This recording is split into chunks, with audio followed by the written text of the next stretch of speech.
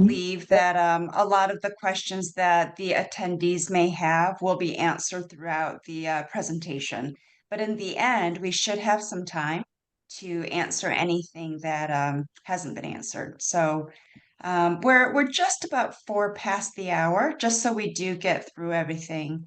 Why don't we go ahead and get started? Okay, great. Welcome. Yes, okay, good morning, everyone, and welcome to the Ignite Mondays. I'm truly excited to have you join us today for the insightful and timely webinar. It will be on unlocking the secrets to smart real estate investing and navigating today's market with confidence. I know it's a tad bit wacky right now, and so we're all looking for new ways to garner new business and generate more income in our real estate professions. So whether you're a seasoned investor or just beginning to explore the possibilities in real estate, you're in the right place today during this webinar. Today's conversation is all about giving you the tools, insights, and confidence you need to make strategic decisions in today's dynamic market, straight from the professionals who've done exactly that. We're joined by 3 powerhouse panelists, real estate investors who have not only navigated market shifts, but turned those moments into real success stories. So first we have Ryan Meltcher. Ryan Meltcher is a seasoned real estate professional with over 25 years of experience in investment and residential markets across Southern California. He's currently serving as the CEO of Investment Network and is the partner and director of the Investment Network at Corcoran Global Living.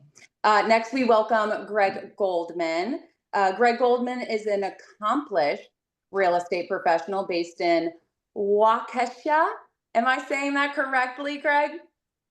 Yeah, Waukesha and Milwaukee, Wisconsin. Okay, Wisconsin, bringing, again, over 25 years of experience in both residential and commercial markets. He's licensed in Wisconsin as a real estate broker and also a certified public accountant, CPA. Graig uniquely combines deep financial insight and hands-on property expertise. And joining us as well is Christina Nobers, based in the greater Pittsburgh area, Pennsylvania. Christina, formerly known as Tina, brings over 2 decades of real estate experience as the team leader and real estate advisor at Janus Realty Advisors. She specializes in guiding both homeowner and investor clients through residential and commercial transactions with a sharp focus on value growth and portfolio strategy. So we're incredibly fortunate to have this caliber of experience with us today. Each of our panelists have walked the walk, and they're here to share what's worked, what hasn't, and how you can position yourself for smart, sustainable growth. We'll start with a guided discussion, and then we'll open it up for questions and answers. So please feel free to drop your questions in the chat as we go. Okay, so let's get started, and we'll unlock some of those secrets to smart real estate investing. Okay, so I actually, I kind of went through a quick introduction, but if you could share maybe something personal, or if you want to kind of chime in with a little bit of your background, I would always like to, let the audience kind of see who you are as a human being. And so Ryan, we'll start with you. If you want to just give us a little snapshot of your experience and kind of who you are. Absolutely. Can you hear me okay? We can. Well, thank you for having me on here. I appreciate it.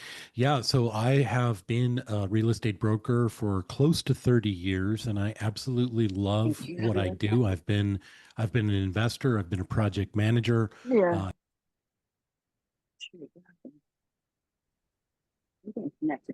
Somehow I got muted there. Where did I lose you? You were a project manager. Yeah, you were saying how old you were, Brian. Thank you, Michael. I've been a project manager and a money manager, and I've turned all of that into now running the largest real estate investment network in the U.S. We are in Southern California. We do business all through California and many, many other states. We're running hundreds of transactions every month, and we absolutely love what we do. We are an advocate for realtors and homeowners. We have a database of hundreds of thousands of investors, and our goal is to help homeowners and realtors in tough situations when homeowners and realtors are looking for a cash offer or a more convenient offer.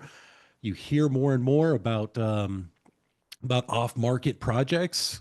A lot of that people will come to us because we've got a great off-market database of investors to help you find investment opportunities and help homeowners in need. Awesome. Thank you, Ryan. What do you like to do in your free time? What do I like to do in my free time? I like to surf. And when it's a little bit cooler here in SoCal, I like to snowboard, but I'm getting up there in years and both of those things are getting tougher.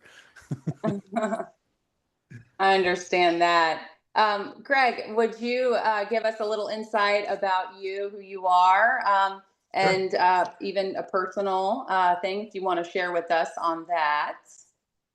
Yep. Unlike Ryan, my practice is way more focused. I'm a member of a team of 6 agents. We are full-time brokers and agents.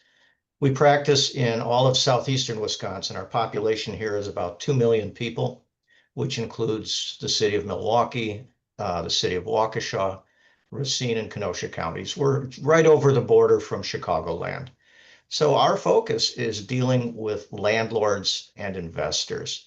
I've been with RE/MAX total of about 22 years. And prior to that, I practiced as a CPA. But during my time practicing as a CPA, I started buying small properties. I started out small with duplexes and eventually got to the point where I was managing a number of doors.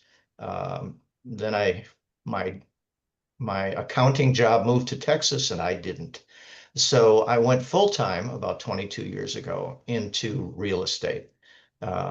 So it was a very different world than coming out of Ernst & Young and then being a corporate CFO.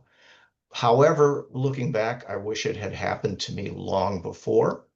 One of the things we'll talk about later, I assume, is the fact that when I was coming up in real estate, the mentoring programs that at least we have here didn't exist, and I wish they had, because that would have helped me avoid a lot of mistakes in my own investing. But through the College of Hard Knocks, I have worked with investors buying and selling.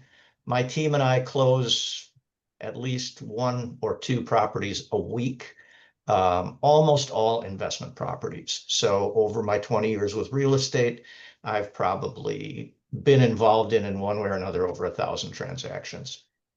Wow, that is incredible. And do you have anything personal you would like to share with us? What do you like to do in your free time? I'll say hi to my grandkids, even though I know they're not watching. So that's how we spend our time. That's great. All right. And then moving on with Tina, if you can share a little bit about yourself and your experience and successes. So, coming to you from Pittsburgh, which is a very, very hot investment network. I got into real estate 20 years ago because I wanted to be an investor. At the time, I was in my early 20s, lived in a small town an hour north of Pittsburgh. So, my investment aspirations really didn't start coming to fruition until about 7 years ago. So, I've always worked with investors, helped them, guided them throughout the process. But me personally, I finally got my opportunity and really just kind of stepped out of that fear of taking the step into buying my first rental property about 7 years ago. Right now, I have 18 doors. And I have a flip under contract that's closing August 1st, another one that just hit the market, and I'm closing on another flip on August 1st to begin that project. So I kind of personally kind of hit it all as far as investment strategies, whether it's BRRRR or fix and flip. So it's something that I really enjoy. And sometimes I go from a professional closing to walking through a deplorable house, so it can get really, really interesting, and kind of seen it all through a lot of the market shifts with COVID being, one of the largest that we all had to navigate. For sure.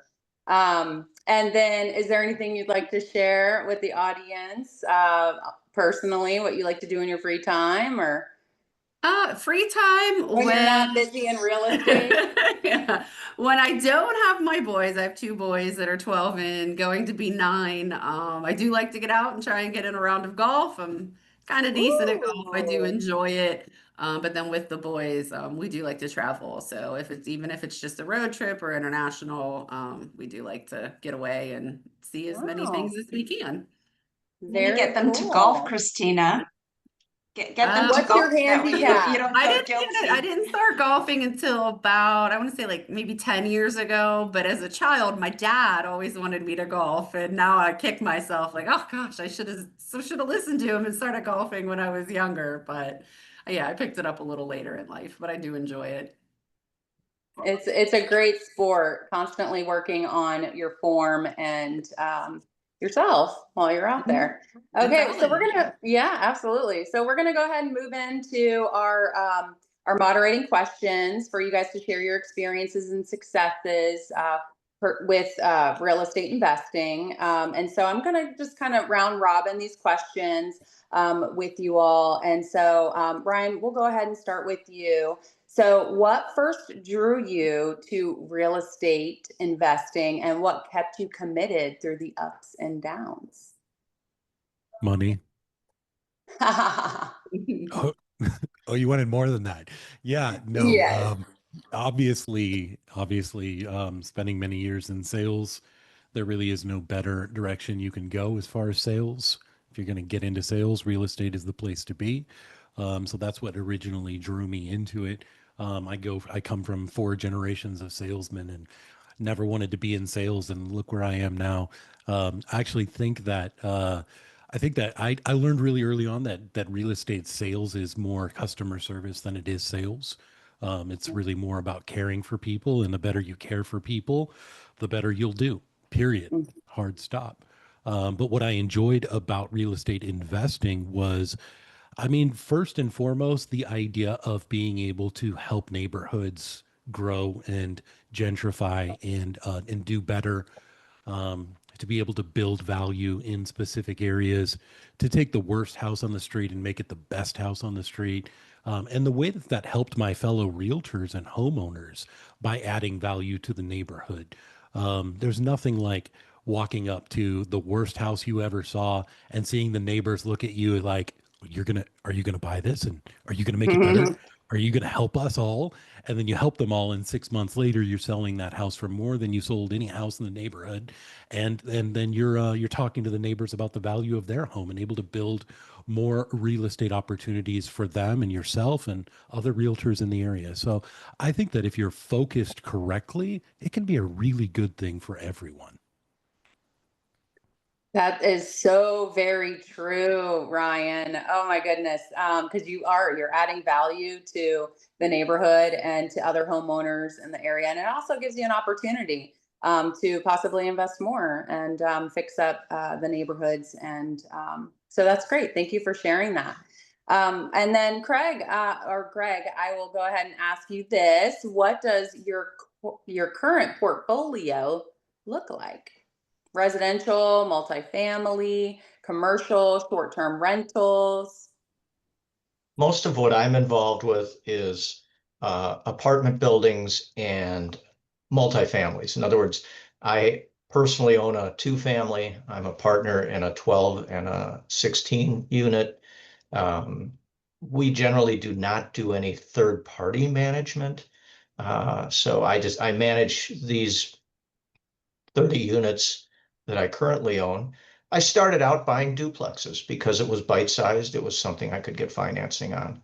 And I did that while I was still practicing accounting. I thought I need to diversify my income. I need another future income stream. And when I left accounting, I went full-time because I stayed in Wisconsin. My job left. Went full-time into real estate. And I kind of stuck with multifamilies because in my accounting experience, I had audited banks and savings associations, and a number of my clients had made a substantial amount of money in real estate. And I thought to myself, oh, I can do that. And it worked. It's one of the few things where you have freedom. You have freedom to fail miserably. You also have freedom to kick yourself from the behind and do something.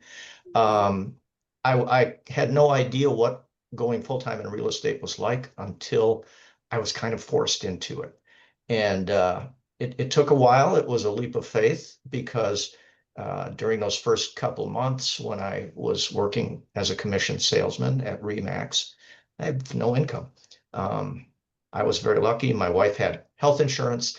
So, but looking back, I wish I had started in my 20s, rather than in my 30s and 40s, because the opportunity was there. You get to be very creative. You have to pivot frequently. You have to look at all sides of a transaction, all sides of an opportunity, and temper that with your knowledge of what you can and can't handle. So you're really left to your own wits. And like I said, you can be successful or you can fail. I have failed a couple of times, but very grateful to have found this as a career. Yep, you're always failing forward. That's right. Yeah, right. That's the goal. Thank you, Graig. Okay, and then Tina, I'll ask you this.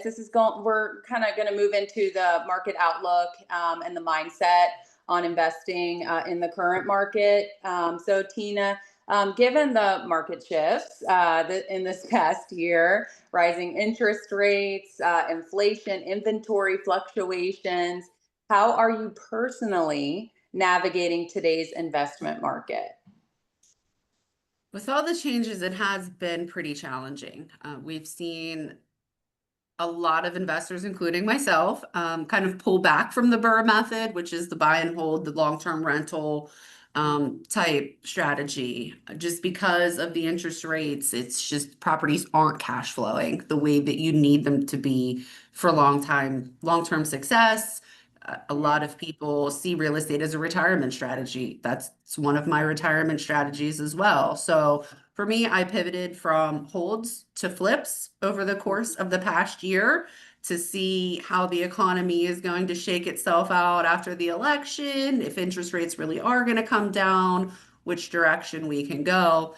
The flips do have their own challenges as well, though, with the rise in material, the rise in the cost of labor. It's really, really important to be constantly evaluating your numbers, evaluating your cost to see if you can make a property work before you even sign that contract to purchase it. Once you sign that contract, you're kind of stuck. And if you were off on your numbers, you're going to lose somehow. You're going to lose when you go to sell it, or you're going to lose your hand money because you're backing out for no reason. So it's definitely important to always, always evaluate every single property. No matter what you think you know, in this current market, you don't know. You really do have to dial into your numbers every single time. And would you recommend flips over holds? It really depends on what industry, which market you're in, and how much room you have on that. For a lot of people doing the BRRRR method, refinancing out that cash tax-free money. Graig, you can probably speak to that, the tax-free money when you do a refi that you're pulling out of your properties. If you have the spread and the increase in interest rate is covering your cash flow, then absolutely. You absolutely can still do buy and holds in this market. It just really comes down to the numbers and what your long-term goal is. Yeah, for sure. I concur with that. But it's a long-term investment, and it does depend on the market and the bottom line. So thank you for sharing. Okay, and so if Graig or Ryan, do you have any other insights or perspectives specifically on doing holds versus it flips in this given market? Well, I can speak a little bit to that. I agree with Tina. You have to look at it property by property. If a given project makes sense and you can afford to hold it, you hold it. But as I said earlier, and as Tina said, you have to be able to pivot all the time. In other words, you can't fall in love with the property. You have to be able to make the decision. And this has always been hard for me. I fall in love with properties, and it might be time to get rid of one. And I miss the boat. I miss the pricing. So you have to be on your toes. You have to be open to opportunities. And if you can buy and hold, you buy and hold. The next one you might have to flip. The next one you might have to wholesale. And that's part of being on your toes in this business. You have to learn as much as you can and, pay attention. Mm-hmm. I definitely agree with the idea of don't make an emotional decision. 100%. Don't make an emotional decision. You may want to own a property on the beach, but you're probably smarter buying a property in the desert, because a property on the beach is probably not going to cash flow, or you're going to have to put 60% down to make it make sense. So you might be passionate about one direction, but it doesn't necessarily mean that it's the best move for your portfolio. Mm-hmm. Yeah, that is great advice. Thank you all very much for sharing. Okay, so Ryan, we're going to come back to you. So what mind shift, as we're just kind of talking about, or principles have helped you stay confident and adaptable in the current investing climate? I think really understanding that real estate investing at its core really is, it's gambling to a great extent, right? Mm-hmm. Let's call it what it is. If Mm-hmm. you've been in the business or been investing as long as I have, you've seen a lot of ups and downs in the market. You've seen a lot of opportunities. I'll tell you candidly, I owned 36 doors in 2007, and I owned 3 in 2009. And I didn't sell any of them.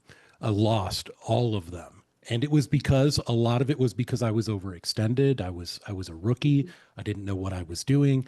I was following a pattern of buy, refinance, leverage, leverage, leverage. And a lot of people will do that. A lot of people will be ultra aggressive. And just remember, the market goes up and down. The opportunities are not always going to be perfect forever. My suggestion is to be conservative. My suggestion is to do your due diligence and investigate. Go as far as you feel like you need to. And if you're buying as a cash investor, you're going to have a lot of pressure on you telling you that you've got to make your move. You've got to get that inspection contingency removed. You've got to close as quickly as possible. You've got to move, move, move, move, move. And if you feel like the pressure is too great, no matter how big the opportunity is, make the wise decision. Be conservative, because it is really easy to get burned. And when you get burned in this business, it can be catastrophic. So my suggestion is always to be conservative and do your due diligence. Thank you. That is so very true. Thank you for sharing that. Okay. All right. So, Graig, are there any trends? And you all can speak to this, but we'll start with you, Graig. Are there any trends or opportunities you think investors are currently overlooking? Here in Southeast Wisconsin, I think people get a predisposition about neighborhoods because it's not that dynamic here, but we do have gradual changes. So I personally think that there are some areas around the Milwaukee market that are being overlooked. It's probably like that in any larger, older city. So that's a trend that I think people could start looking at, is communities near to the city that are overlooked.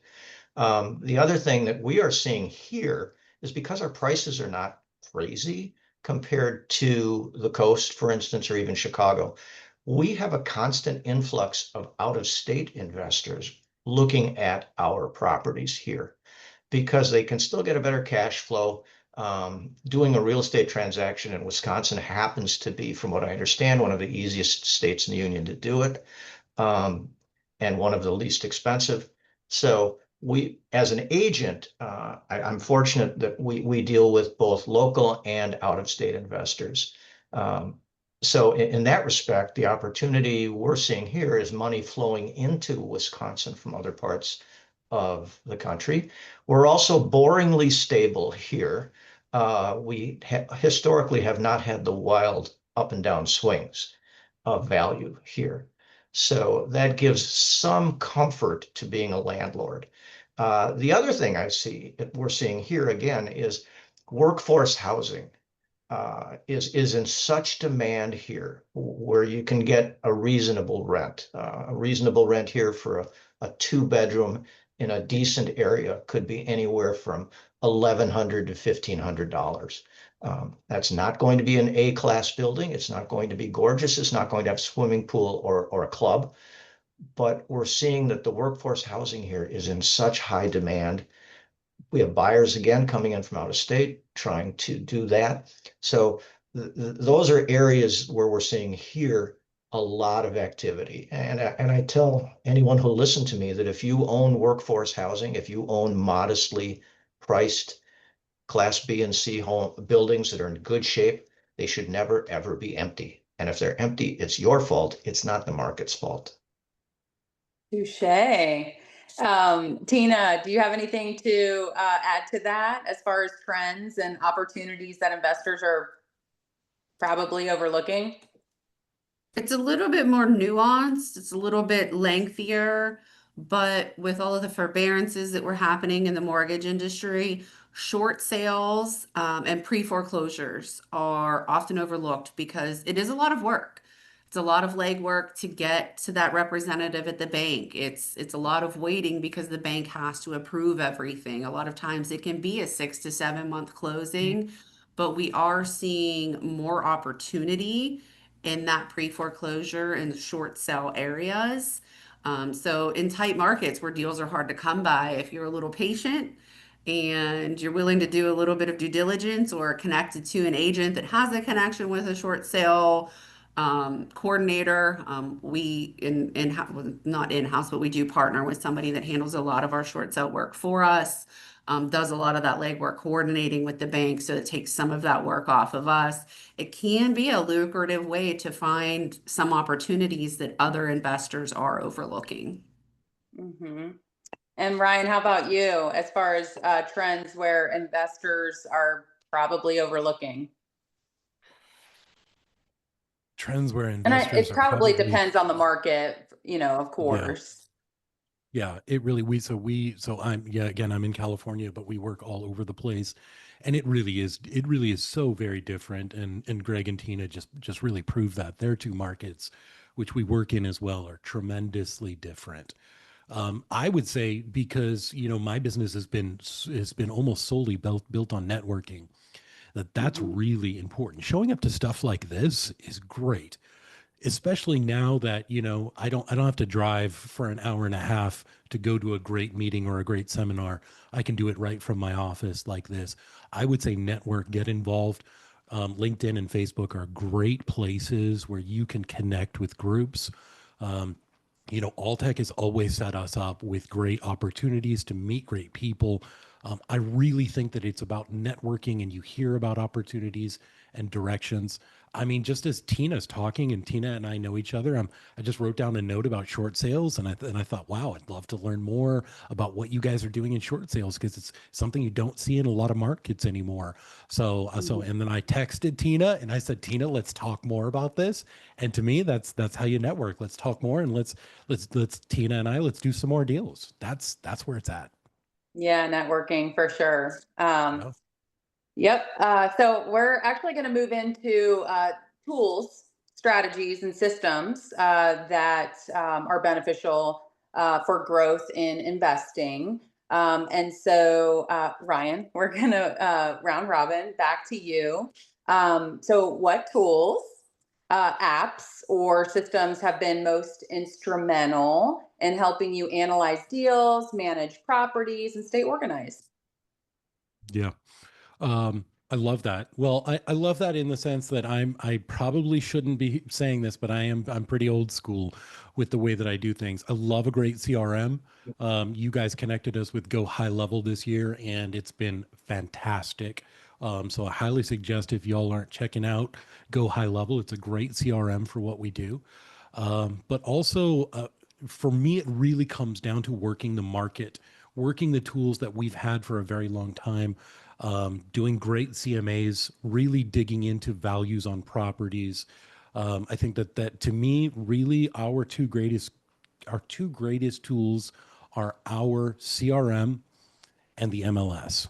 Those really are my two greatest tools. Everything else kind of comes after all of that.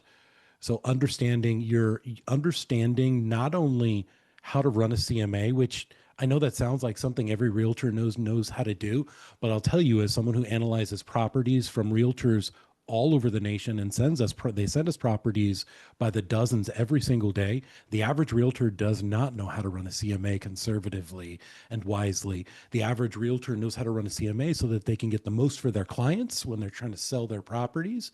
But when you're looking at it from an investor's point of view, you want to be ultra conservative. You don't want to be puffing at all. You want to make sure you have solid comps and that those solid comps are backed up by solid comps. To me, that is the foundation of conservative investing. Yeah, I think conservative is the key word there. So if everybody can just take that on their notes, that would be beneficial. Stay conservative.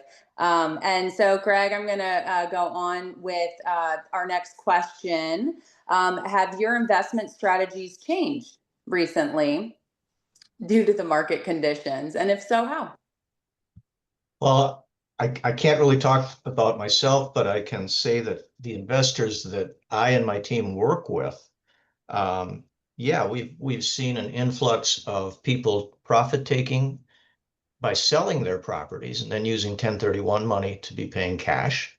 So that I think it's accelerated recently, even though we have seen prices plateau in our market.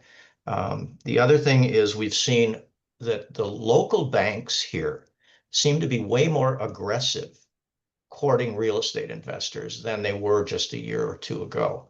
So that's allowing some of our investors to get money a little cheaper. And we have a whole subculture of hard money lenders here who are allowing people to, start out and do a fix and flip. That's new here, that we have this large subculture of hard money. That's some of it is very competitive. As I said, it's a matter of just networking. I belong to two local organizations, the Rental Property Association of Southeast Wisconsin, and I belong to the Milwaukee RIA. And as I had hinted before, these are our mentoring and networking groups that didn't exist when I started in real estate. Certainly the internet didn't exist to what it is today when I started in real estate. So getting help from others, and even sitting down at an event like this where you can talk and share things. I wish I had those things to help me learn and learn from other people's mistakes. Plus, it allows people today to pivot faster. It allows you to find out, oh, interest rates might change next week. How does that impact my decision? So yeah, it's just a matter of everything that Ryan said, plus I can't overemphasize the networking and keeping your ear to the ground so you know what's happening. That's right. That is right. Staying abreast with the market for sure. And Tina, I will ask you, how do you assess and manage risks when you're considering a deal in today's climate? It goes back to that numbers. Similar to Ryan, which I will second go high level. Let me just circle back to that for anybody who wants to save some time if you're going to implement and invest in a CRM.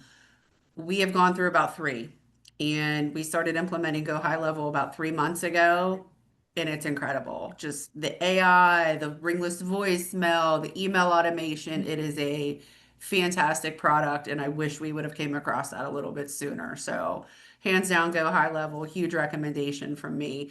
But I am very manual. I let my more technical team members handle all of that setup and automation.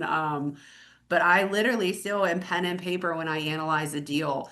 I can walk through a property and have a ballpark when I leave. Hey, this is a 50K renovation. This is a 60K renovation.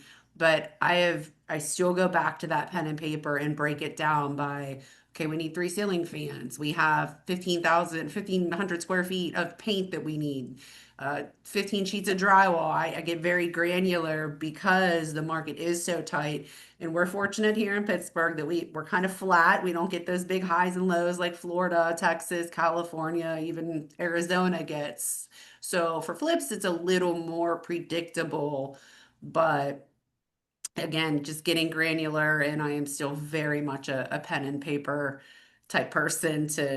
I just feel more comfortable that if I'm writing it down, I know my numbers are solid. And so just find a method that works for you and stick with it. There are all kinds of spreadsheets and calculators and things like that. Even with ChatGPT now, you can have ChatGPT make you anything. So whatever works for you to make sure that your numbers are on point are the biggest recommendation that I can make in these changing markets.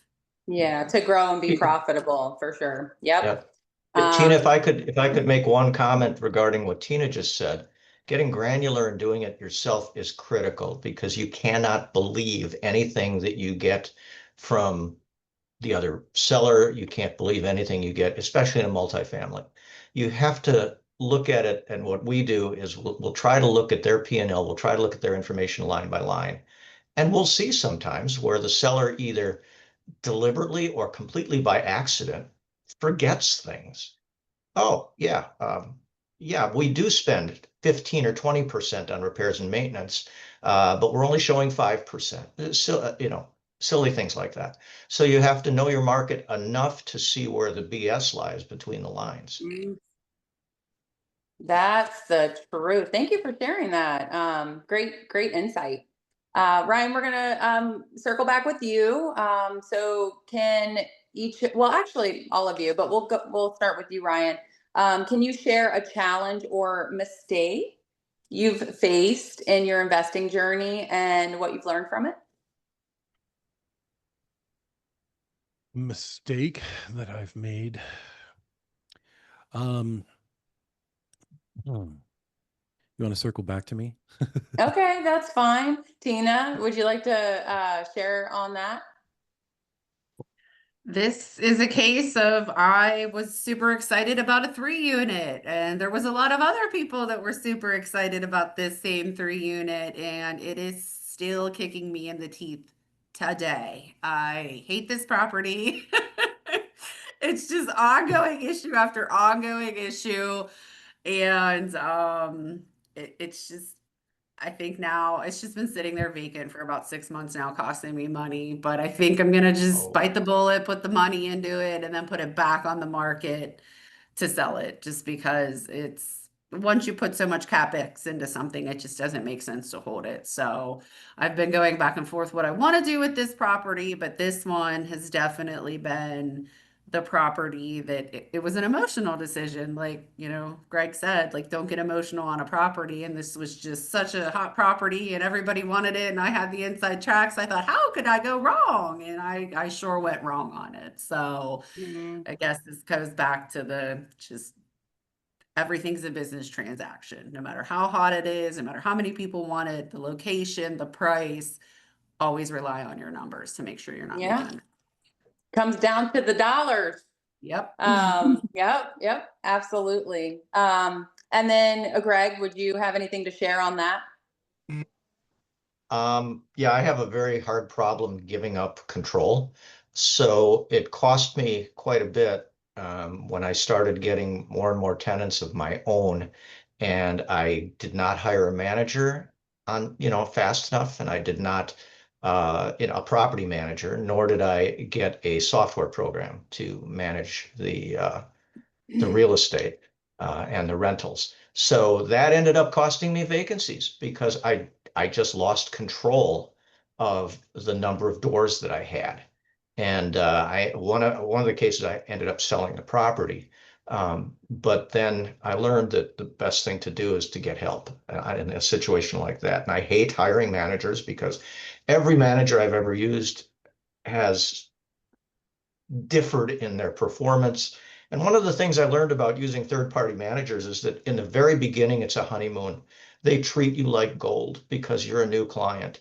And then as you get deeper into the relationship and the reality of changing tenants comes up, then you wonder, gosh, I have a vacancy, but they have 3 other vacancies on the other side of town.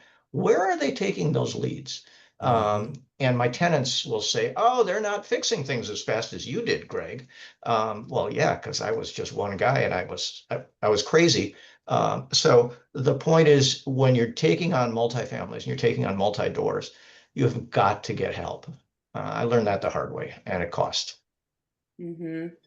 Yeah. Yes, reaching out to the resources that are available in your investing journey. Ryan, did you want me to circle Yeah. back, or would you like me to move on to our next? No, I absolutely echo what Greg said. I think Mhm. when it comes to management, really the squeaky wheel gets the oil. Mhm. Often I have investment properties on the other side of the United States, and I feel like they know I'm in California, and they're gonna they're gonna help out the homeowner who's knocking on their door all the time, and they're in their face, and they're fully occupied, and I'm 20% vacant. I think that's really key. So I think that's about communicating with them as much as possible, letting them know that you can't be taken advantage of, showing Right. up on a whim. I think that's all really important. But I was also going to say I am also a control freak, and we used to buy a lot of properties and bring in our contractors to walk the properties. And I think one of the biggest mistakes we made was we stopped hiring inspectors. I think it's really important to bring in inspectors early on. If you've got time to bring in a home inspector to go over those details. If you're doing a major renovation, you need to get the city involved. Do those things. Don't take those Mhm. shortcuts because you're passionate about it or because you've done another one in the neighborhood and you think this might be the same. Do your due diligence and inspect. Mhm. Or we Absolutely. the conversation's been so awesome, and we've got a lot more to go through, but I want to make sure with the remaining 10 plus minutes we have that we do mention the importance of investors working with real estate professionals that are actually experienced with investor properties. So there's a couple of questions related to that I want to make sure for the benefit of our audience that we do cover. So just wanted to put that Okay, out for there. sure. Yep. So I'll thank you for letting us know that. Appreciate that, Alex. So I'll go back to you, Tina, for that specifically. Moving on to that. So for newer investors, real estate professionals, what advice would you give someone who's just starting in real estate investing, from going from residential to going into investing? So for agents that want to get started in either side of it, whether you want to become an investor yourself or you want to be able to market yourself as the go-to real estate agent that is primarily for investors, it's really about learning. You don't have to know how to swing the hammer. You don't have to know how to hang drywall, but you at least need to be educated on some of the more general home renovation projects that go on, so that if you're working with an out-of-state investor, you can say, hey, I can connect you with, and build connections too. So reliable contractors, plumbers, electricians. If you have somebody that wants to do buy and holds, make sure you have a strong relationship with a property management company. Mhm. We're all fortunate to be working with Altech, so we have a reliable title company as our partner in our pocket. Just build as many relationships as you can to be a true resource for your clients. The more information that you can provide them with, assist them with, the more they're going to be reliant on you and want to continue to work with you. So that's the most Um, important thing as an agent, is definitely not just sweet talking your way through it, actually having some backbone to what you're speaking about, so that they truly see you as somebody who is an expert in the field. that's great. Did you ever take any investor seminars, or did you have a colleague or cohort who maybe held your hand through the process of getting into investing? Like I said, I started out wanting to be an investor myself. So when I started working with investors, I kind of had a little bit of a general knowledge of, home remodeling things, nothing too crazy, nothing foundational, anything like that.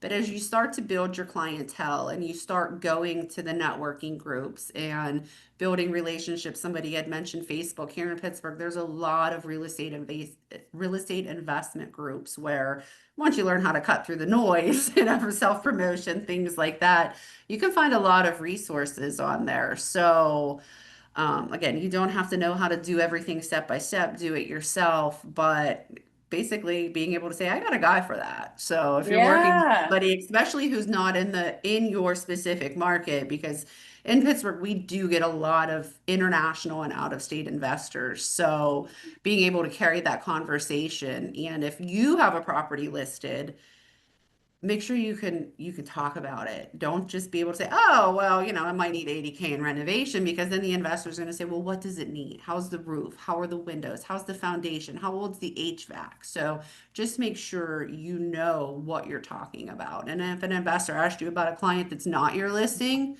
do your due diligence, get that information before you call that investor back so that you can speak intelligently about that property to them. Absolutely. Thank you for sharing that. And so, Greg, for those with few deals under their belt, maybe they've just had a few investments to get started in this field. What are the next best moves to scale intelligently in this market?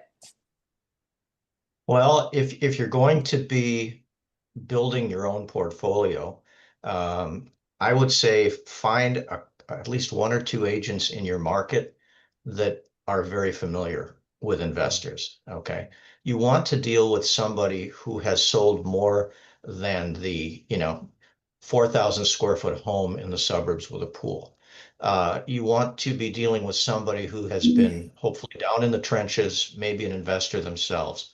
And those are the kind of agents that I would recommend you hook up with in the beginning. If you're an agent yourself, find someone in your office to partner with who has this experience and can help you network with other investors.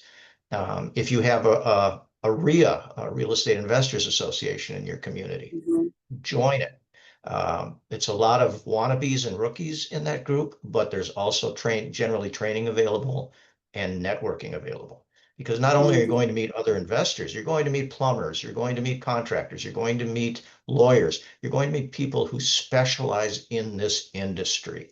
That's a pitch that we use at the Milwaukee RIA, is everybody in this room has experience in real estate. Talk to them, network with them. These are not people who are just going to be selling you a condo on the river. Okay. They're people who know how to look at the financial statements of a property. They'll know the ins and outs. They might know the lenders locally because the lenders will be attending these meetings as well. The lenders who understand commercial and understand investment properties. This is not the lender who's advertising on TV with, go put in an online application. No, these are the guys in your backyard who can do it, especially if you're looking obviously at 5 units and above. You need someone in your area who knows the market, who will get to know you, who will be one of your team members going forward, who just understands investment real estate. Yeah. Thank you, Greg. That's great insight. And Ryan, it's important that investors work with real estate professionals that are experienced, as we've talked about quite a bit today, with investment properties. And from understanding the lingo to providing investment specific guidance and risk mitigation, what is the best way for a real estate agent to get into the investment market, knowing that it does require to have the knowledge, to be intelligent, to manage risk, mitigation, and also cash flow? Yeah, absolutely. And also when I kind of build on, I think this goes along with what Graig and what Tina were saying, and Graig brought up RIAs. I have been for well over 2 decades. I've been going to anywhere from 6 to 8 RIAs a month in my area. At least once or twice a week, I'm going to a different real estate investors association or networking meeting. And again, quite often we can do it online.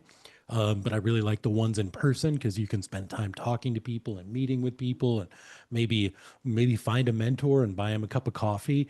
Because I really think that's where it's at. If you want to get started, put your weight on someone else who knows what they're doing. And you might think, well, why is Sally going to want to help me? I'm just a newbie. But it's really easy. I'll give you the best tip I can give you. Offer them your investment opportunities. Share your deals, share what you're seeing. Because if you go and you meet with someone and you say, hey, I'd love to learn from you, I'm seeing deals and opportunities and I'd love to split it with you, you're giving them opportunities or direction that they might not already have. Give them an upside to working with you, and they'll want to work with you. They'll want to help you. They'll see you. They see you as a tenacious, driven person that can maybe help them in their business in the long run. They want to partner with you. In the long run, you may end up going off on your own, or you may end up building a relationship with this person that lasts a lifetime. But I think my key takeaway from this is find mentors. Find multiple mentors. Don't try and go it yourself. I know today's generation thinks that we can YouTube everything. You can YouTube a lot. You can learn a lot from YouTube. I definitely suggest going on there and learning. But get with other humans that are doing this and having success and had failures. Buy them lunch. Spend time with them. Work with mentors and network. My biggest takeaways from this meeting is networking, getting mentors, staying conservative in this market. Yes, and getting involved. You guys have mentioned RIA. That's a a great networking group to learn a little bit more and possibly share business. Kind of come alongside under the wing of somebody that is experienced. And so yeah, that all of this is really great. Alex, we are coming up on time. Did you want me to ask one final question, or should we see if there's any questions that we can answer briefly before we wrap up? I would love to hear from the audience to see if there's anything that we haven't covered from the panel. So we're sort of monitoring the chat. So if there's any questions that anybody has, please type it into chat. I mentioned to those that joined early that this is all being recorded, and we'll share the full video presentation to everybody. And we can always share with if the panelists agree to it, their email address so that anybody can ask questions directly as well.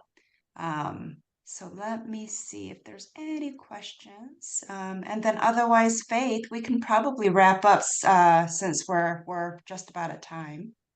Okay. So I'll let you know if I see any questions. But it looks like so far everything's been answered. Okay, great. Yeah, so the only other thing that I wanted to say is thank you very much to our panelists today.